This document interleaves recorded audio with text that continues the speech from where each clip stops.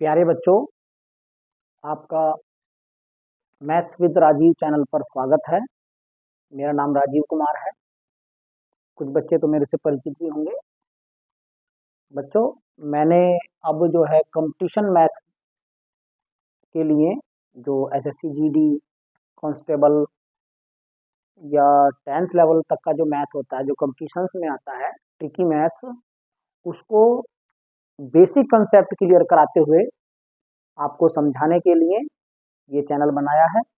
अब हम इस पर जो बच्चों प्रीवियस ईयर में क्वेश्चन आए हुए हैं, जो इम्पोर्टेंट क्वेश्चन हैं, उनको हम समझेंगे और बीच बीच में जो उसके अंदर मेन बातें हैं वो मैं आपको बीच बीच में क्लियर करता रहूँगा, जिससे कि आपके सारे डाउट साथ के साथ क्लियर होते चले जाएंगे। क्वेश्चन भी सॉल्व करते रहेंगे और कुछ ना कुछ नया सीखते भी रहेंगे। उसमें जो आपको मेरी बातों में खास बात लगे उसको आप नोट करते रहना, तो बच्चों आपको अच्छे से मैथ समझ में आ जाएगा। जो भी आपको मेन पॉइंट लगे, कुछ नया सीखने को मिले, तो आप उसको नोट कर लेना, जिससे फ्यूचर में आप उसको रिवाइज कर सको। और बच्चों, जैसे कि ये क्वेश्चन है, the product of HCF and LCM of two number is 3321 3321 if one of the number is 369 the HCF is. हमें HCF बताना है। बच्चों, क्वेश्चन मेरे बाइलिंगुअल होंगे, तो आपको कोई सी भी लैंग्वेज अगर है, अगर उसमें आप देख सकते हैं, इतना फर्क इसमें नहीं होता है, आपको समझने में कोई दिक्कत नहीं होगी। हाँ बच्चों, सबसे पहले आपको LCM और HCF का कॉन्सेप्ट इसके लिए क्लियर होना जरूरी है। बच्चों, HCF जो होता है, इसकी फुल फॉर्म होती है हाईएस्ट कॉमन फैक्टर। फैक्टर उसे कहते हैं, किसी नंबर के फैक्टर वो होते हैं जिनसे वो नंबर पूरा पूरा कट जाता है। और हाईएस्ट कॉमन फैक्टर का मतलब है ये सबसे बड़ा फैक्टर होगा उन नंबर का, क्योंकि जब सारे नंबर इससे कट जाएंगे तो ये उन सारे नंबरों में जो सबसे छोटा नंबर है, ये या तो उसके बराबर होगा या उससे छोटा होगा, क्योंकि इससे सारे के सारे नंबर कटेंगे, ये ध्यान रखना। LCM वो होता है जो सारे नंबरों से कट जाता है, ये एक मल्टीपल है, लोवेस्ट कॉमन मल्टीपल। मल्टीपल जो होते हैं बच्चों, वो बड़े होते हैं नंबर से। तो जैसे मैं आपके सामने कुछ एग्जांपल देता हूं बच्चों, 5 10 10 एंड 25 को लेते हैं। अब बच्चों, इन दोनों नंबर के अगर हम फैक्टर लिख दें तो फैक्टर तो हो जाएंगे 10 के 1 2 5 10, और 25 के हो जाएंगे 1 5 25। तो ये इसके फैक्टर है, ये इसके। अब कॉमन फैक्टर में सबसे बड़ा फैक्टर क्या है वो बताना है हमें। अब बच्चों, कॉमन में 1 भी है वैसे तो, और 5 भी है, तो बस ये है कॉमन। तो बड़ा वाला क्या है? 5। तो ये हो गया इसका HCF। HCF क्या हो गया इनका? 10 का और 25 का 5 हो गया। इसको बच्चों मैसे भी बोलते हैं, हिंदी में इसको महत्तम समापवर्तक मैसे। अब इसका LCM सोचते हैं बच्चों। LCM जो होगा उसके लिए मल्टीपल निकालने पड़ते हैं बच्चों। 10 के मल्टीपल लिखिए। 10 के जो मल्टीपल हो जाएंगे 10 20 30 40, ये काउंटलेस होते हैं, आते चले जाते हैं, कभी भी खत्म नहीं होते। 25 के multiple 25 50 75 100 dash dash dash.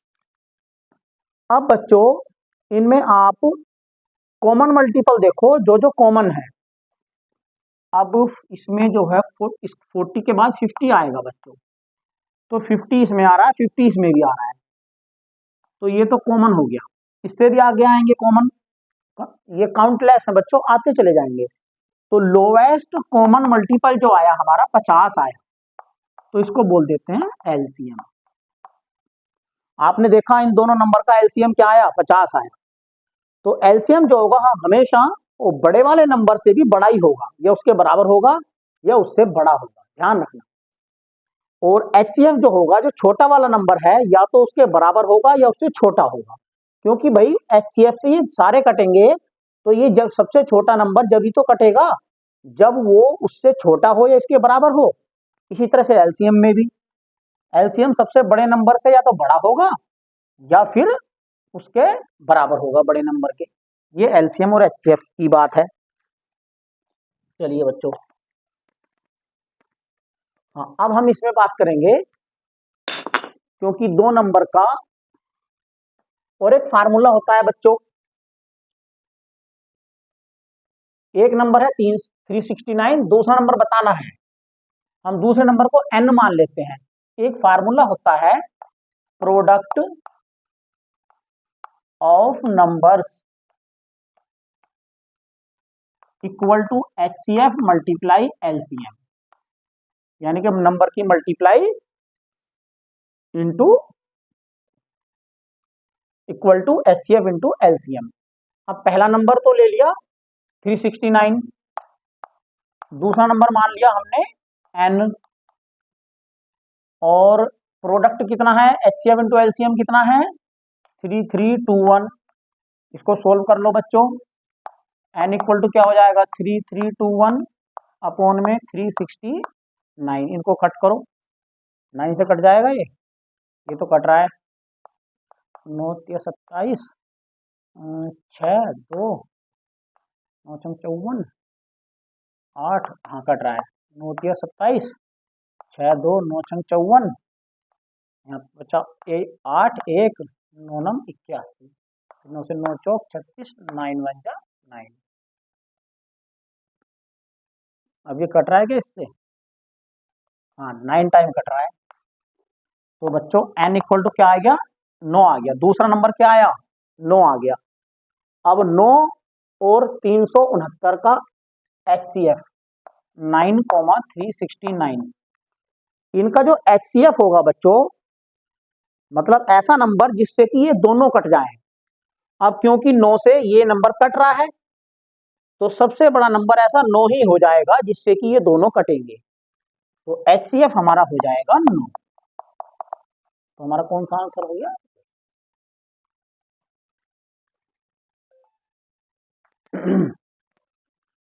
To numbers are in the ratio 4:7, दो नंबर है बच्चों, उनका अनुपात 4:7 है, HCF उनका 26 है, then sum of the numbers will be, उन नंबर का जो है हमें टोटल निकालना है।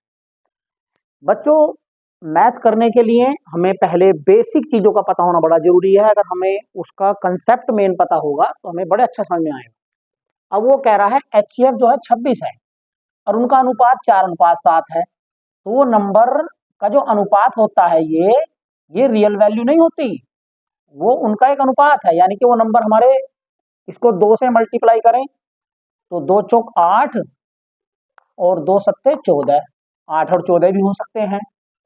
3 से करें 3 चौक 12, 3 सत्ते 21, ये भी हो सकते हैं। मतलब ये अनुपात है, इसी तरह से बहुत सारे नंबर ये बन सकते हैं, इनमें से ही हमें कोई नंबर निकाल के बताना है। अब वो कह रहा है HCF 26 है, HCF जो होता है सबसे बड़ा नंबर होता है जिससे कि वो दोनों नंबर कट जाएंगे। उन नंबर को कटने के बाद, अब ये दोनों को प्राइम है, ये तो अब नहीं कट रहे किसी से भी, है ना, ये सह अभाज्य संख्याएं हैं जो आपस में नहीं कटती, इनका कोई भी कॉमन फैक्टर नहीं है। तो H और 26 से HCF है 26 उन दोनों नंबर्स का, तो हम 26 से इसको गुणा कर देंगे तो हमें वो दोनों नंबर मिल जाएंगे। तो नंबर क्या होंगे, नंबर्स जो होंगे 26 गुणा 4 प्लस, चलो सम ही निकाल दो direct, sum equal to total यानी के 26 गुणा 4 प्लस 26 गुणा 7। बच्चों ये तो हो गया पहला नंबर, ये हो गया दूसरा नंबर, इनका हमें टोटल निकालना है। अब 26 से गुणा हो रही है दोनों जगह, तो 26 कॉमन आ जाएगा, मल्टीप्लाई 4 प्लस 7 बनेगा ये। अब इसमें एक रूल होता है, वो शायद रूल तुम्हें पता ना हो, चलो मैं बता देता हूँ। ब्रैकेट ए और ब्रैकेट में अगर बी प्लस सी है तो ये बराबर होता है A multiply B plus A multiply C. इस रूल के अकॉर्डिंग ही हमने अप्लाई कर दिया। तो 26 गुणा 4 और 7 11 बन गया। अब 11 की 26 में गुणा करेंगे, 11 छंग 66 का 6, हाँ से लगे 6, 11 दूनी 22 और 6 28, 286 आ गया। 286 इसमें है, हाँ है। अब बच्चों कई बार आप पूरा सोल्व मत करो, ऐसे भी हमें पता चल जाता है 1 की 6 में मल्टीप्लाई करो, 1 6 जा 6 आ रहा है। तो देखो कहीं यूनिट प्लेस पे 6 है क्या, वंस पे, इन सब में केवल इसमें ही है, तो इस पर टिक मार दो। तो इसलिए हमेशा जब भी आप क्वेश्चन सोल्व करो तो अपनी एक निगाह ऑप्शंस पे भी रखो। कई बार ऐसा होता है पूरा क्वेश्चन सोल्व करे बिना आंसर मिल जाता है, तो हमें इसलिए पूरा क्वेश्चन सोल्व करना नहीं पड़ता, यही ट्रिक होती है। आप जब भी क्वेश्चन सोल्व कर रहे हो मैथ्स का, तो आप स्टेप बाय स्टेप उसको करते रहो और एक निगाह ऑप्शन पे रखो, जहां भी ऑप्शन मैच हो जाए वहीं पे उसको टिक कर दो। बच्चों कुछ टीचर्स या कुछ बच्चे सोचते हैं कि मैथ में ट्रिक्स लगानी बहुत जरूरी है। बच्चों ट्रिक्स भी आप तब तक अप्लाई नहीं कर सकते जब तक आपको बेसिक चीजें का क्लियर ना हो, और जब आपको बेसिक कंसेप्ट क्लियर हो जाएंगे तब आप अपनी ट्रिक खुद बना सकते हो। किसी की आप ट्रिक को अप्लाई करने की जरूरत नहीं है, आप अपनी ट्रिक खुद बना सकते हो। मैं आपको बेसिक कंसेप्ट क्लियर करता हुआ चलूंगा, जिससे आपको आगे दिक्कत नहीं आएगी।